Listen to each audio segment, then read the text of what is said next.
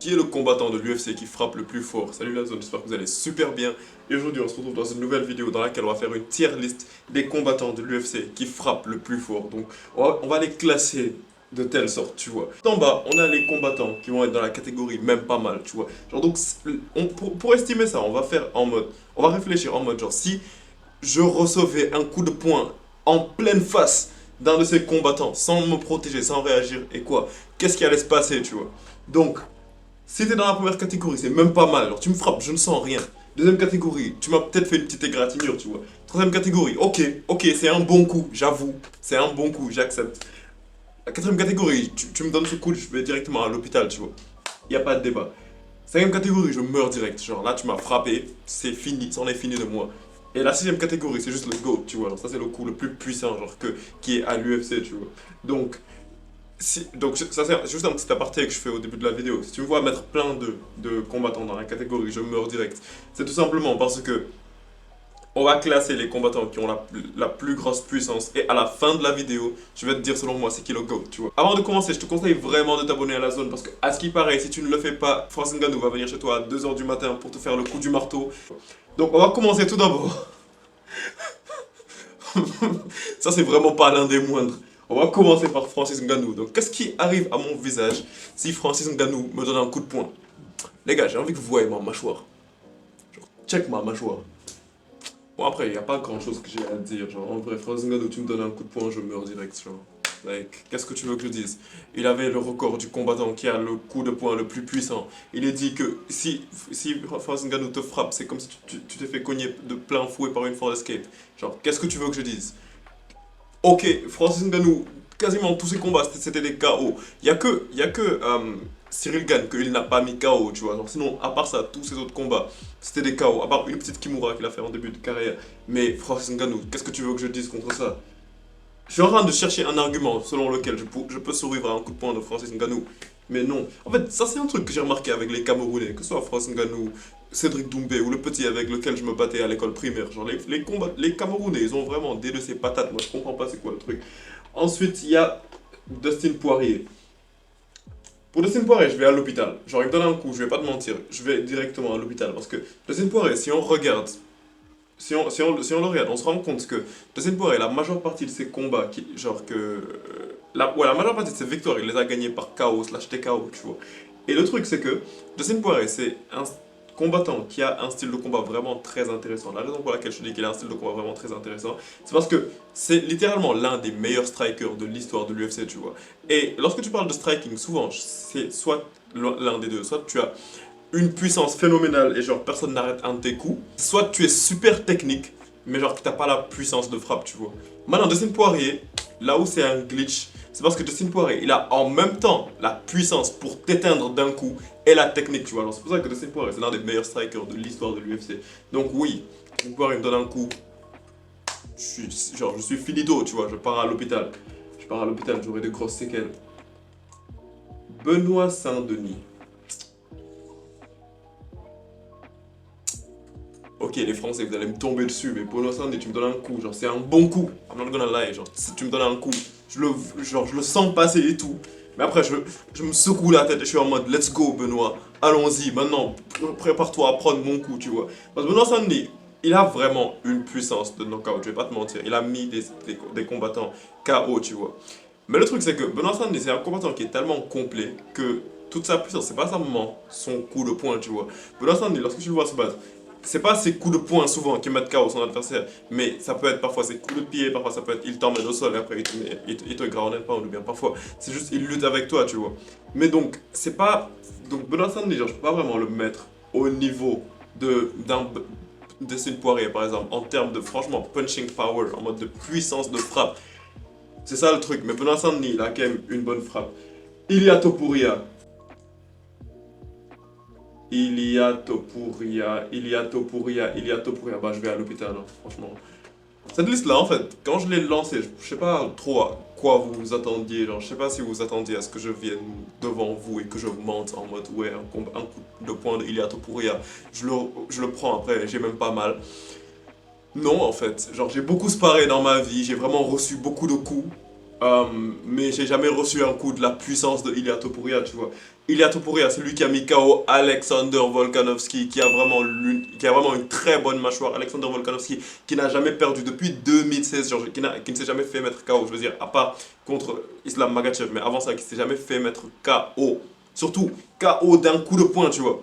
Donc non, Alexander Volkanovski qui a un très bon menton, qui s'est fait mettre KO facilement comme ça par Ilia Topuria. Oui, Ilia Topuria, si tu me frappes de plein fouet, je m'évanouis, tu vois, on m'amène à l'hôpital.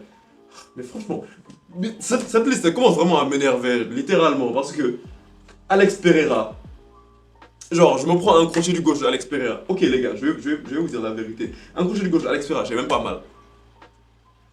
Ok, t'as compris que c'est pas réel, genre, parce que genre, je suis pas bête à ce point. Ok, Alex Pereira, tu me donnes un crochet, je m'évanouis encore. Genre, même pas je m'évanouis, je meurs. Littéralement, je me vois pas survivre à un coup de poing de Alex Pereira. Alex Pereira, non, je me vois pas survivre à un coup de poing de Alex Pereira. Genre, un coup de poing de Alex Pereira, c'est un cheat code. What? Non, qui survit à un coup de poing de Alex Pereira? On va demander à Yuri Prohaska, à Jamal Hill, même par exemple, regarde Jamal Hill qui a reçu un coup de poing de Alex Pereira. Là, tu te rends compte que Alex Pereira, il l'avait même pas vraiment touché de plein fouet, tu vois. Lorsque Alex Pereira avait mis KO Jamal Hill, Alex Pereira ne l'avait même pas totalement touché de plein fouet. Genre, il l'avait un petit peu effleuré, un petit peu comme ça, et Jamal Hill s'est directement évanoui, tu vois. Non, Alex Pereira, c'est un autre domaine. Genre, c'est littéralement un autre domaine. Je déconne pas avec ça. Sean Strickland. Sean Strickland, toi, en vrai, même pas mal. Genre, honnêtement, je suis désolé. Genre, je sais qu'il y a beaucoup de fans de Sean Strickland. Et en plus, parlons-en d'un coup, avant qu'on aille plus loin dans cette vidéo, les gars. Les fans de Sean Strickland, vous êtes fans de quoi, en fait? Genre, il faut que je comprenne. Genre, vous êtes fan de sa personnalité.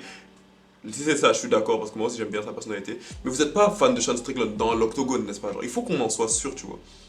Genre, vous aimez bien le personnage Sean Strickland, mais vous aimez pas le combattant Sean Strickland. Là, il faut qu'on en soit sûr, tu vois. Parce qu'il y a des gens, ils viennent et me disent, ouais, je suis trop pressé de regarder un combat de Sean Strickland. Excuse me. Excuse me. T'es pas premier degré, là je te crois pas. C'est pas possible que tu me dises que tu es hypé à chaque fois que tu regardes un combat de Sean Strickland. Est-ce que tu as vu Strickland contre Costa? Est-ce que tu as vu Strickland contre Duplessis? Je veux te parler de Strickland contre Adesanya, mais là ça dépend, tu vois. Là ça dépend, parce que là c'était plus une surprise qu'autre chose, tu vois. Mais Strickland, c'est quoi son style de combat? C'est juste, il va te suivre, il va t'envoyer des jabs, des jabs, des jabs, des jabs, et après c'est fini. Strickland, je sais qu'il a déjà eu un KO, je pense, dans sa carrière. Corrige-moi dans les commentaires si j'ai tort, mais je pense que dans sa carrière, il en a eu un seul. À l'UFC en tout cas. Mais les gars, quand même. Strickland, c'est un combattant de décision. Strickland, c'est. Ok, je suis en face de Strickland. Qu'est-ce qu'il va me faire? Il va me mettre un jab. Je sais résister à un jab, tu vois. Genre, ça va même pas me faire mal, littéralement. Strickland, envoie-moi un jab, ok. C'est que le truc, c'est que Strickland, tout ce qu'il va faire, c'est vraiment, il va te marteler de coups, il va t'envoyer beaucoup de coups, beaucoup de coups. Et à la fin de la journée, il va gagner par décision parce qu'il t'a mis suffisamment de coups, tu vois. Mais moi, c'est pas ça qui me fait peur. I'm him. Les gars, I'm him. Sean O'Malley. Bon, je vais pas trop faire le con aussi. Je vais pas trop faire le con. Je vais pas trop faire le con. Sean O'Malley, je suis entre bon coup et je vais à l'hôpital d'un coup. Laissez-moi réfléchir une seconde. Sean O'Malley, il a eu des KO. Mais après... Ouais, non, je vais pas sous-estimer Sean O'Malley. Ok, Sean O'Malley, un... En fait, le truc, c'est que pour moi, m'envoyer à l'hôpital aussi avec un coup de Sean O'Malley, non, les gars, je suis désolé. Mais Sean O'Malley, il descend un petit peu. Like, je vais pas me sous-estimer non plus. Sean O'Malley, ok, genre, t'es super fort, t'es super chaud et tout. Mais Sean O'Malley n'a pas encore mis un KO à une personne qu'il a mis dans une civière et qu'il a conduit littéralement à l'hôpital. Il a la puissance qui va te mettre KO, mais il n'a pas la puissance qui va te faire être KO et te réveiller à l'hôpital. Ian Gary, en vrai, même pas mal. Hein. Je suis en train d'hésiter entre même pas mal ou une égratignure. Euh... Euh... Je suis en train de me demander, est-ce qu'un coup de Sean Strickland ça fait plus mal qu'un coup de Ian Gary? Ian Gary, même pas mal. Je vais être honnête avec vous. Parce que Ian Gary aussi, tout ce qu'il fait, c'est il te jab. Genre, il a pas vraiment trop de knockout power, même si lui aussi, bien évidemment, il a eu un KO dans sa carrière à l'UFC. Mais Ian Gary, ses coups, ils font pas mal. Genre, Ian Gary, c'est plus le genre de combattant qui va te mettre des coups afin de pouvoir construire quelque chose derrière, tu vois. Parce que Ian Gary, on doutait de ça bien avant. Mais maintenant, c'est clair que c'est juste un combattant de décision, tu vois. C'est un combattant qui veut juste t'amener à la décision. probablement, simplement parce qu'il veut protéger sa série d'invincibilité. Donc moi ce que je me dis c'est peut-être que lorsqu'il va perdre sa série d'invincibilité, là on va vraiment découvrir le knockout power de Ian Gary, tu vois. En plus les gars, vous voulez me dire que Ian Gary il va me mettre KO. Il a pas mis KO Neil Magny alors que c'était la personne qui était censée mettre KO Neil Magny et il n'a pas réussi à faire ça. Donc franchement, je sais pas ce que vous voulez que je vous dise. Israël Adesanya. Israël Adesanya. Je vais à l'hôpital. Ok, vous allez dire que j'abuse de Adesanya, mais Adesanya, un coup bien placé de Adesanya, les gars, ça t'envoie à l'hôpital. Et pour ça, j'ai l'image à l'esprit de Adesanya qui met KO Pereira. Pereira genre, qui n'a jamais été KO de sa vie, genre qui s'est littéralement écroulé, qui est tombé comme ça, comme si c'était du n'importe quoi, et qui s'est juste écroulé d'un coup à cause d'un coup bien placé de Israël Adesanya. Même chose pour Robert Whittaker. Non, pas la même chose pour Paulo Costa, mais quand même, même chose pour Robert Whittaker. Et donc, oui, Adesanya, il a vraiment un knockout power, même s'il l'utilise un peu moins, genre, c'est pas qu'il l'utilise un peu moins, mais il est moins, genre, il est souvent moins dans les bonnes circonstances pour utiliser son knockout power. Parce que comme tu sais, Adesanya, c'est vraiment un combattant de contre, donc il faut vraiment que plein de situations s'alignent, il faut vraiment qu'il collecte toutes les Dragon Ball avant de pouvoir te mettre KO, tu vois. Mais lorsqu'il te met KO, il te met KO.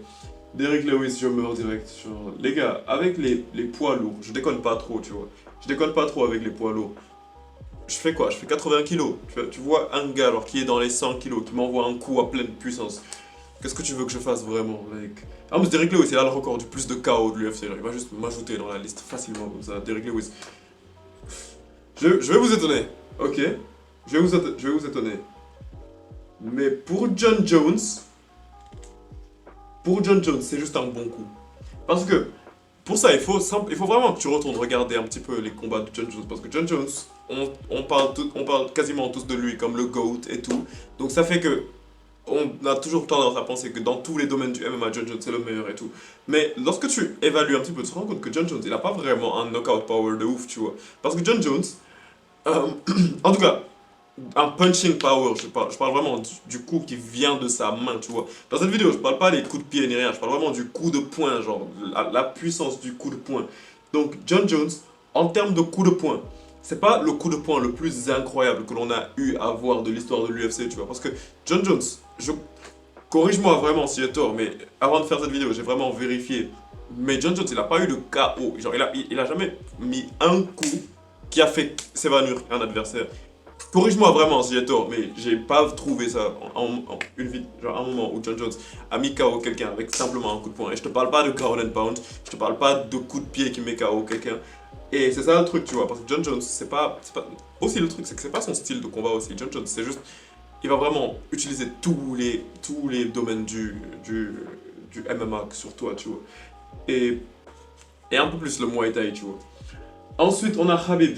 Bon, en vrai, Khabib, ça me fait même pas mal, hein. Même pas mal. Khabib.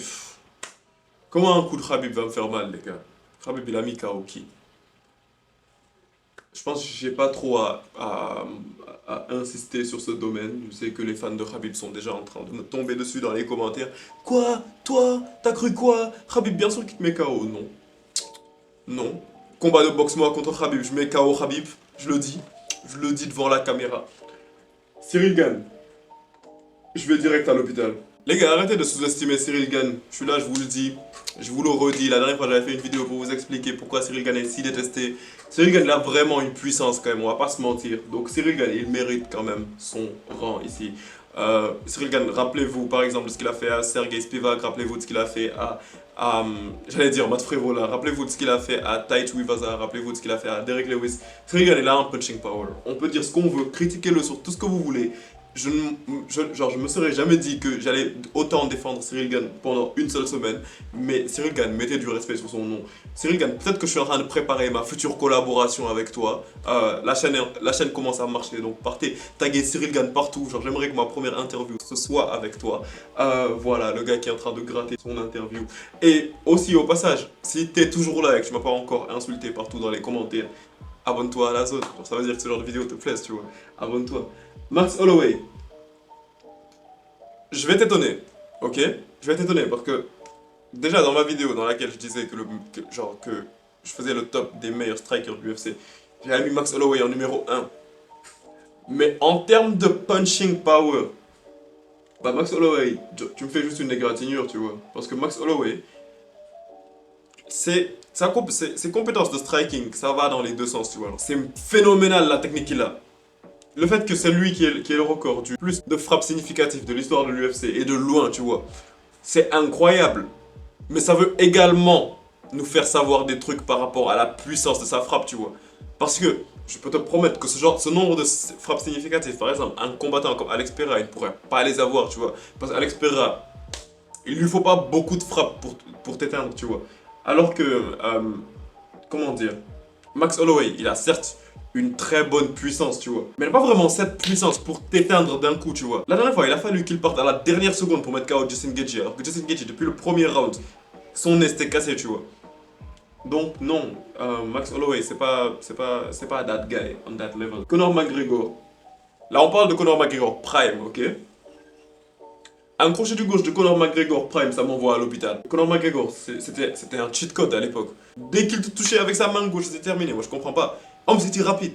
Genre, tu envoies des. Genre, il y avait des combattants comme Eddie Alvarez, José Aldo, mais Conor McGregor, il leur avait du sale facilement. Cerrone, mais c'était trop facile. C'était comme si sa main, c'était de l'acier, tu vois. C'était un cheat code. Thomas Pinal, je meurs direct. Parce que déjà, t'es lourd. Genre, déjà, t'es lourd, tu me frappes. Genre, qu'est-ce que tu veux que je fasse? Et en plus, Thomas Pinal, si on regarde, si on voit genre les KO qu'il a eu, mais c'est phénoménal. Le gars, il a mis KO Sergei Pavlovich. Ça, je pense que je le rappellerai jamais suffisamment. Il a mis KO Sergei Pavlovich en moins de 2 minutes, si je me souviens bien. Et non, Thomas Pinal, c'est juste, il a une de ses puissances de frappe. C'est juste phénoménal. Maintenant, on va regarder, c'est qui le GOAT, genre, c'est qui frappe le plus fort à l'UFC. En tout cas, dans cette liste, en tout cas. Bon, il est plus à l'UFC, certes, mais franchement, dans nos cœurs, Ngannou, il est toujours à l'UFC, tu vois. Entre Ngannou, Alex Pereira, Derek Lewis et Thomas Pinal, qui frappe le plus fort? Les gars, je suis vraiment mitigé, en fait. J'allais dire qu'Alex Pereira a la plus grosse puissance de frappe à l'UFC. Mais ça, ce serait simplement oublier le record de malade que Francis Ngannou a. Parce que Francis Ngannou, en fait, le truc, c'est qu'il n'avait pas de technique, tu vois.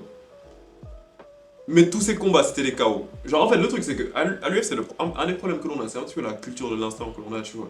Parce qu'Alex Pereira, certes, il a eu des très beaux KO. Genre, je vais même pas remettre en question les exploits qu'Alex Pereira a fait, tu vois. Mais j'ai envie que tu te rappelles simplement de la puissance qu'un Francis Ngannou avait, tu vois.